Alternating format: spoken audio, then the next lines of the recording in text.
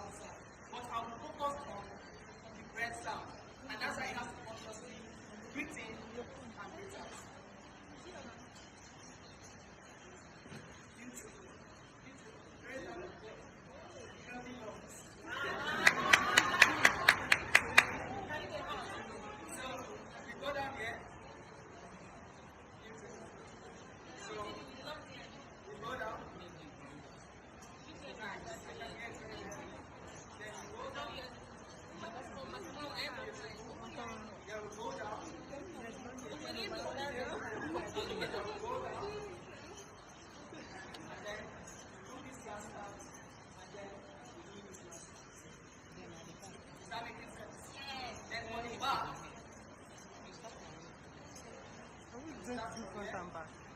Like in case you want to use back.